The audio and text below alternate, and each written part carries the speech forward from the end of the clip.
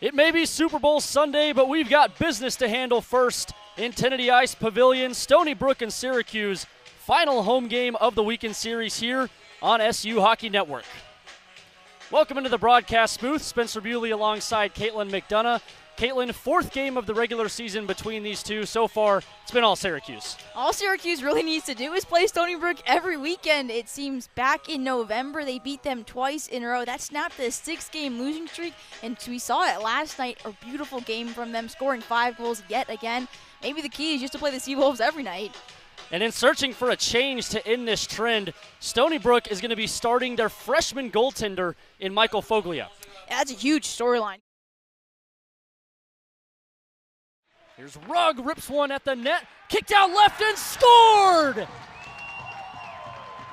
Ryan Thomas puts it home for the Orange, and we're tied at 3. Cleared out of the zone, and he gets it to Fanning. It's a 2-on-1, has Cole on the left. Fanning shoots, save made, off the rebound, Cade Cook indirectly off his skates, scores, and Syracuse leads 2-1. And he scored unassisted just over a minute into the game last night against Syracuse. A quick opportunity on the right side, and they score! Deja vu for Syracuse as Paul DeSaro puts in the opening goal. Vernillo once again, left side, Mara, centering pass, scores! 2-0 Stony Brook. Anthony Vernillo, the forecheck pays off. Syracuse, Cato got it off, but it's taken away by Shabbat. Right at center ice, he drives in, and Angelino makes the save. Berg to give Delaware the advantage. In the hashes, around Finta, and scores!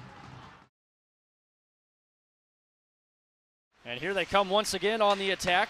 Soika fires down low, misses everything left, and the Purple Eagles able to keep it in. Taylor sends a shot in, and they score! Nathan Huntington, it's his first collegiate goal for Niagara.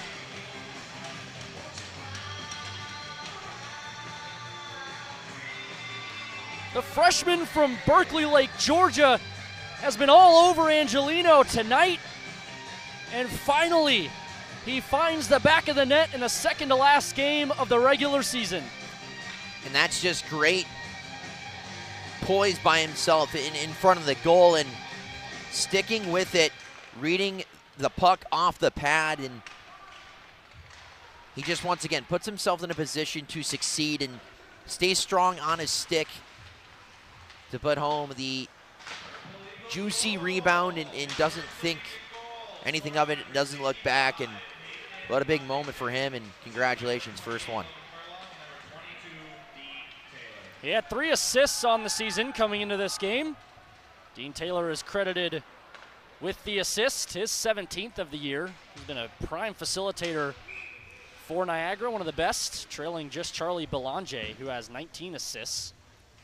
But that's what we talked about. I mean, this Niagara team, they now have 12 goals against Syracuse in the regular season matchups. Again, Charlie Belanger still the only one to score more than just one. And that shows you how dynamic and how deep this Syracuse or Niagara squad is. Syracuse back on pressure, trying to rebound, trailing 3-0. It looked like a pretty solid game for the Orange after the first 2 goals. Just trying to build back on the momentum they briefly had. Yeah, and it comes to a point where you can only ask Angelino to do so much.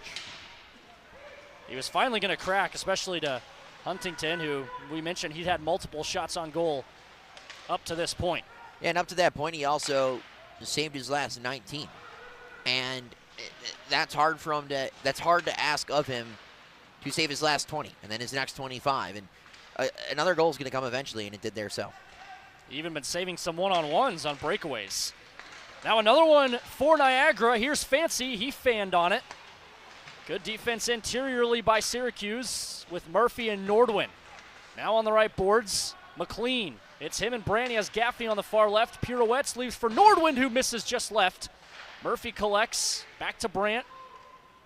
Goes across the line and holds the zone. Goes off an Niagara defender. In front, Gaffney shoots, forces the blocker save from Pundick.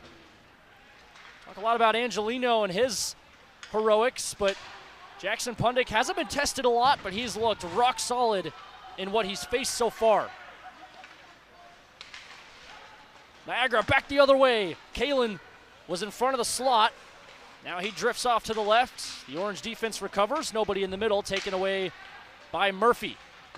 He sends up ahead. Couldn't connect with Gaffney. Trails all the way back into the corner. Loft, the captain for Niagara, is there. Now it's Parker on the right circle who was able to clean things up. Niagara moving back towards center ice. Jacob Kalen leaves in front. Cossette just misses the net. Flipped it high and wide of Angelino. Still in and behind. A chance for Loft now right into the body of Angelino.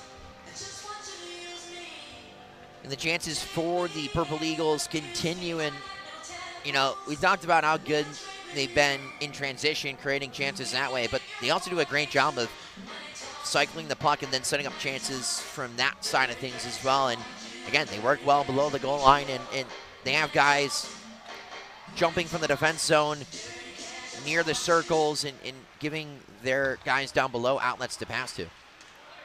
Here's Wesco, traffic inside. It's fired that way and just covered up by Angelino. You see interiorly, it's Cameron Shepard working